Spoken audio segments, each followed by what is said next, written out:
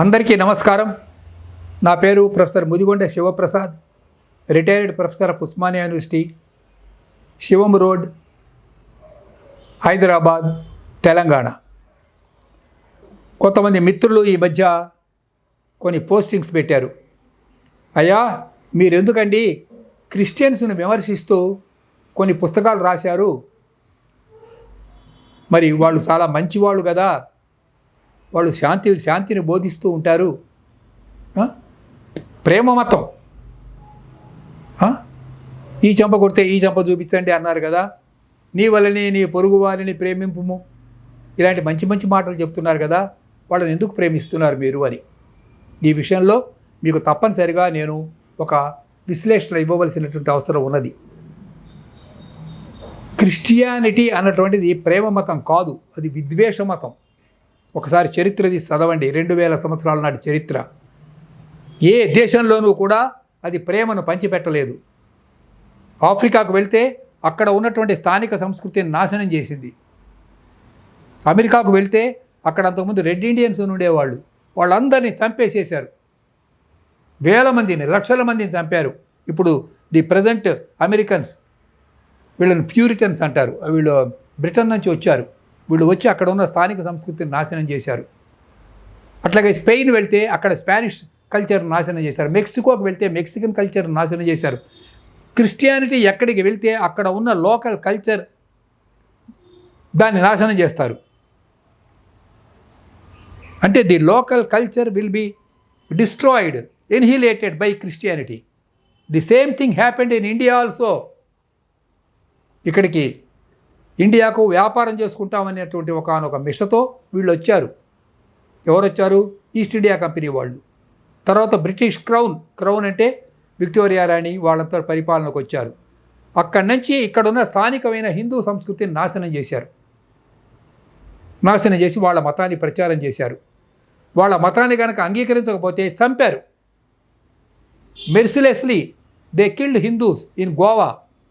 ఆ చంపించిన వాడి పేరు స్కేవియర్. ఇంకా విచ్ఛంట్ అనే పేరుతో ఆడవాళ్ళని చంపారు ఫారిన్లో. నేను మీకు చెప్తున్నాను, వినండి, చూడండి, చరిత్ర తీసి చూడండి.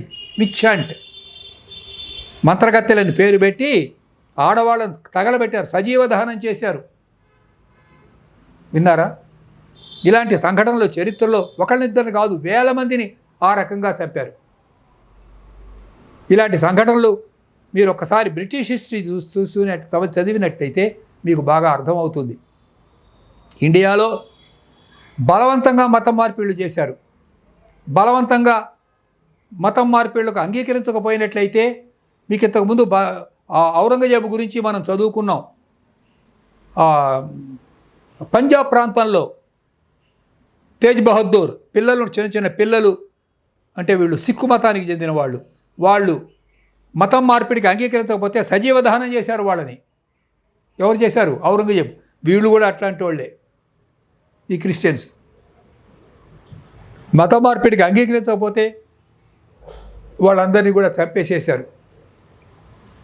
మీకు ఒక చిన్న ఎగ్జాంపుల్ చెప్తాను. 1947 అంటే స్వాతంత్రం వచ్చినప్పుడు సీమాంధ్ర కోనసీమలో 0.5% మాత్రమే క్రిస్టియన్స్ ఉండేవాళ్ళు. ఇవాళ 22% క్రిస్టియానిటీ పెరిగింది. ఎట్లా పెరిగింది? కేవలం వైఎస్ జగన్మోహన్ రెడ్డి ఉన్న కాలంలోనే పెరిగింది అని అనుకుంటారు. అది నిజమే, కానీ ఇది గత 70 సంవత్సరాలుగా జరుగుతూనే ఉంది.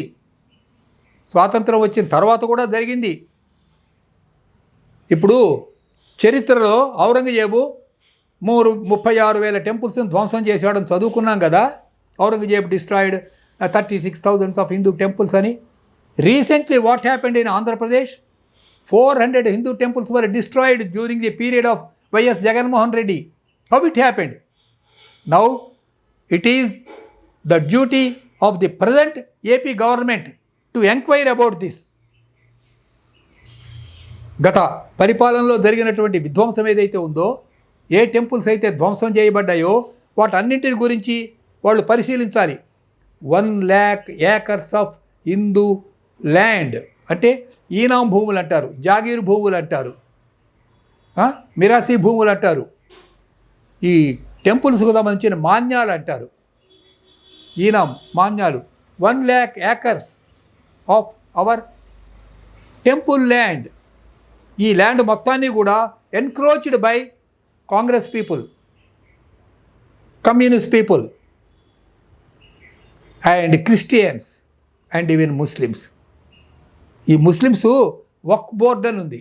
ఈ వక్ఫ్ బోర్డులు వాటిని సర్వే చేస్తున్నారు. ఇప్పుడు సర్వే చేస్తే దాన్ని వ్యతిరేకిస్తున్నారు. వాళ్ళు ఊళ్ళకు ఊళ్ళు, దేశాలకు దేశాలు వాళ్ళు కబ్జా చేశారు భూములు, జాగీర్ భూములు అంటారు.